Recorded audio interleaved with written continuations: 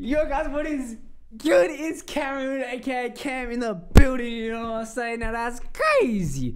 Now if you guys don't know, I'm actually a goat god, okay? Like I'm low-key hot right now when it comes to my shot, okay? I'm wet like water, even though I don't actually shoot right now, but you know, just last game I played, you know, you have the quick 28 against like a hell tall team. They were undefeated as well, so we didn't win, but I dropped 28 and I was happy with it. And then yeah, I've just been playing like a goat recently in the paint as well, and I've lost all my hops, okay guys? I never had crazy hops, but like, you know, I was dunking a tennis ball like probably like 4, 5, probably longer. Probably like 6 months ago, I was dunking a tennis ball, and then I hurt my knee, and then straight after that, I was like making my as soon as my knee started to feel better, I rolled my ankle, and now being sick twice. So obviously that's not great for the hops, and yeah, I went from dunking a tennis ball, and now I can barely touch the ring. So but let's see. Also, I'm 5'10".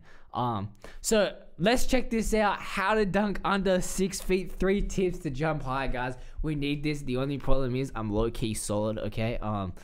Like obviously I'm not crazy solid, but I'm also not like Jamal Crawford hella skinny, and not like John Morant where I'm just hella skinny. You can just fly. Okay, let's check this out. Hey, Nate Robinson is one of the most electrifying things that can be done in basketball. Oh my god, people are impressed by it. Insane hops. There he is. There's the guy, John Morant, dunking on my guy Aaron Baines. If your goal is to dunk, there are many factors that you'll need to work on, especially if you're under 6 feet tall. In fact, out of the 6 billion people in this world, only about 1% of people can dunk on a 10-foot hoop. Not me. I remember when I first told myself I was going to dunk. Nobody really believed that it would be possible. I'm 5'10", and my genetics haven't always played to my favor. Me too. But I was determined. After hours of studying, hard work, and persistence, and many jump programs that I tried, I took the best information out of each based on scientific study and really started applying it to myself. Hey.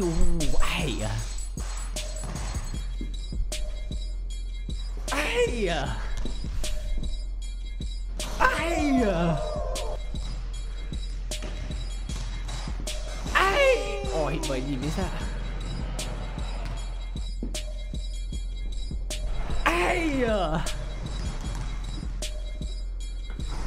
With that being said, here are 3 tips that everyone can work on towards getting closer to dunking a basketball. Let's begin. Okay. So tip number 1 Notepad. is fat don't fly. If you're someone who's overweight, you're ultimately holding on to dead weight, which is going to be holding you down. Bro, that's kind of weird because like I'm like kind of like got a little bit of fat on me, but at the same time I'm low-key got like mad abs. But it's like all my legs. It's hella weird. I think it's genetics, but it's whatever. When you're trying to jump high. Now I want you to think about it like this. If you held onto a 5 to 10 pound dumbbell and tried jumping, most likely you're not going to be able to jump as high as you usually can. Now on the contrary, if you had, say, a resistance band that's attached to a chin-up bar or some sort of bar that's pulling you up, with 5 pounds of resistance being taken off your body weight, now you'll be able to see how much easier, how much lighter you feel when you are jumping. I can do like 20 muscle ups with a little. Now if you're someone who's a little bit outside of that range, that's still okay. As long as you're between the 10 to 15% mark, you can still really focus on strength training and really narrow down that diet, so then it's complementing your training as well as kind of getting you back close to that 5 to 10% body fat range. Now if you're someone who's outside of that range a little bit, say closer to the 15 to 20% mark, I would want you to focus on splitting up your strength training and adding a little bit more conditioning. This is to really speed up that process of bringing your body fat percentage back down. At the same time, just by losing that dead weight, you'll be able to naturally jump higher and find it much easier on your joints as well. Tip number 2, train for explosiveness.